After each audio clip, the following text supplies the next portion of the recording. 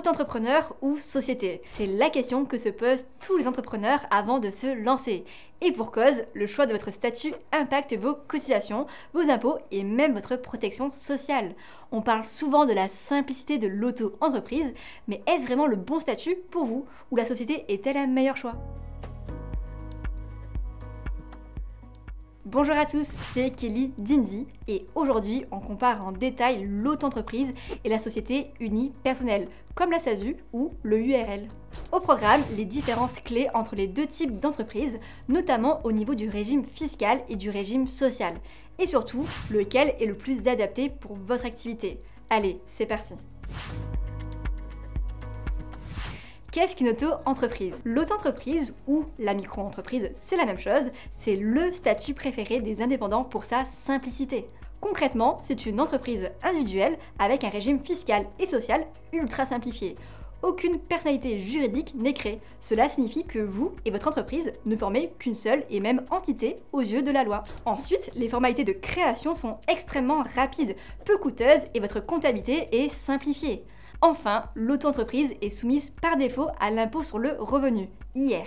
Attention cependant, ce statut est soumis à des plafonds de chiffre d'affaires qui sont fixés à 77 700 € par an pour les prestations de services, 188 700 par an pour les activités commerciales et d'hébergement. Si vous les dépassez 2 années consécutives, vous ne pouvez plus être en auto-entreprise. Passons maintenant à la société. Une société unipersonnelle, qu'est-ce que c'est? Une société permet de créer une véritable personne morale distincte de vous-même. Son fonctionnement est régi par ses statuts, le document fondateur de toute société. Un capital social est requis, même symbolique, donc d'1 € minimum. Votre responsabilité est limitée aux apports, votre maison et épargne personnelle sont donc protégées. Vous êtes généralement soumis par défaut à l'impôt sur les sociétés, IS, avec une option possible pour l'impôt sur le revenu, IR, pendant 5 ans pour la plupart des sociétés individuelles.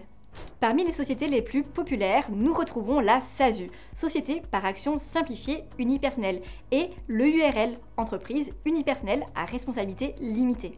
La SASU offre plus de flexibilité dans la rédaction des statuts, tandis que le URL est souvent moins cher en cotisation, mais avec une protection sociale moindre.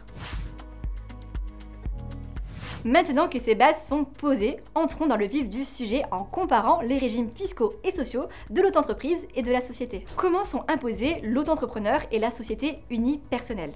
En auto-entreprise, le régime fiscal est extrêmement simple. Il s'agit du régime micro-fiscal. Le bénéfice imposable est calculé après un abattement forfaitaire pour frais professionnels appliqué sur le chiffre d'affaires hors taxe. Cet abattement dépend de votre activité. 71% pour les activités commerciales et d'hébergement, 50% pour les prestations de services en BIC et 34% pour les prestations libérales. Pas besoin de comptabilité compliquée, tout est basé sur votre chiffre d'affaires hors taxe. Votre impôt sur le revenu peut être payé soit via votre déclaration de revenus, soit en choisissant l'option du versement libératoire qui permet de payer votre impôt en même temps que vos cotisations sociales à l'URSSAF. Pour une société unipersonnelle, la fiscalité est un peu plus complexe. Vous devez établir un bilan et un compte de résultats chaque année et votre société sera imposée sur ses bénéfices réels. L'impôt est payé sur la base des résultats et non sur le chiffre d'affaires. Vous avez également la possibilité de choisir l'impôt sur les sociétés, IS, ou l'impôt sur le revenu, IR, selon le type de société et votre situation personnelle. En société à l'IS, il est possible de déduire vos charges réelles, ce qui peut être un gros avantage si vous avez des frais importants comme le loyer, l'achat de matériel, vos frais de déplacement, etc. Alors, auto-entreprise ou société? Pour les activités avec beaucoup de frais, la société devient rapidement plus avantageuse fiscalement. Maintenant, regardons ensemble les régimes sociaux, c'est-à-dire les cotisations et la protection sociale. Qu'est-ce qui est différent dans le régime social d'une auto-entreprise et d'une société? Commençons par rappeler que tous les professionnels payent des charges sociales, et ce, peu importe leur statut, donc aussi bien en auto-entreprise qu'en société. Les charges sociales sont des cotisations à payer qui vont permettre de financer la sécurité sociale. En contrepartie, vous recevez des droits sociaux comme la couverture maladie, une protection en cas de maternité ou encore la retraite. En auto-entreprise, vos cotisations sociales sont calculées directement sur le chiffre d'affaires hors taxes déclaré.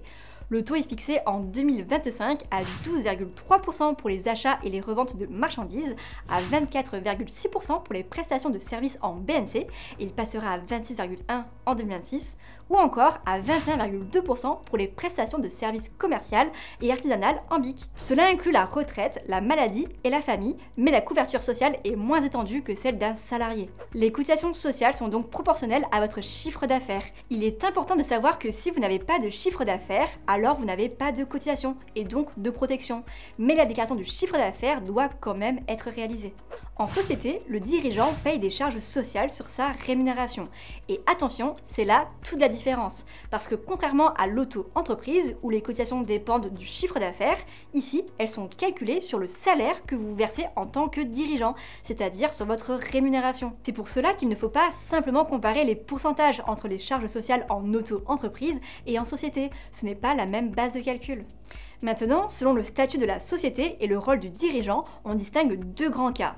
Le dirigeant assimilé salarié, comme dans une SAS ou une SASU, où la protection sociale est très avantageuse, mais les cotisations sociales sont très élevées. Le gérant en tant que travailleur non salarié, TNS, comme dans une SARL ou une EURL, quand on est gérant majoritaire, où là, la protection sociale est plus faible, mais les charges moins élevées. Alors, vous vous demandez peut-être quel statut choisir entre l'auto-entreprise et la société? Eh bien, si vous lancez une activité à petite échelle, sans risque majeur et que vous cherchez à tester votre idée, l'auto-entreprise est un excellent choix. C'est rapide à mettre en place et simple à gérer. Si vous avez des ambitions de croissance ou que vous avez des frais importants à déduire, la société unipersonnelle est plus adaptée, même si elle demande une gestion plus rigoureuse. Pour vous aider dans cette gestion, que vous soyez auto-entrepreneur ou gérant de société, Indy est là pour vous simplifier la vie. L'accompagnement à la création d'entreprise est offert et le compte pro est 100% gratuit. Ensuite, vous pouvez tenir facilement votre comptabilité, éditer en quelques clics toutes vos déclarations fiscales et gérer vos factures. Si cette vidéo vous a plu, n'hésitez pas à liker, à vous abonner et activer la petite cloche pour ne rien manquer de nos prochains conseils. Et si vous avez des questions, glissez-les en commentaire, je me ferai toujours un plaisir d'y répondre. Allez, à très vite sur Indy.